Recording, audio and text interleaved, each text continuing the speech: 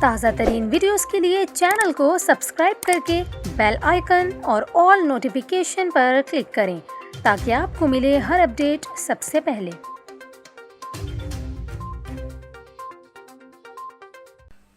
اور ابھی آپ کو خبر دیں، کراچی سمیت صوبہ سندھ میں بلدیاتی ملازمین کی ہڑتال کے باعث شہر قائد میں کچرا اٹھانے کا کام روک دیا گیا۔ سندھ بھر کے بلدیاتی ملازمین نے محکمہ خزانہ سے براہ راست تنخواہیں نہ ملنے پر احتجاج کا اعلان کیا ہے اور آج سے غیر معینہ مدت تک کام چھوڑ کر ہڑتال شروع کر دی ہے۔ اس حوالے سے کراچی میٹروپولیٹن کارپوریشن 7 اضلاع اور 1 ضلع کونسل میں دفاتر کی تالہ بندی کی گئی ہے۔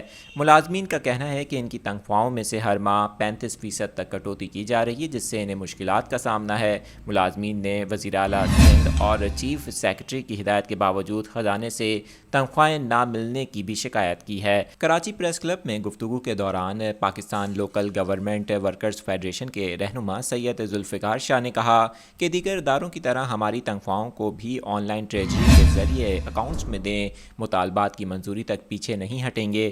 ان کا کہنا تھا کہ گریڈ اے سے 16 کے ملازمین کی ہڑتال کے باعث کراچی سمیت صوبہ سندھ میں کچرا اٹھانے سمیت سیوریج کا نظام مکمل طور پر بیٹھ جائے گا۔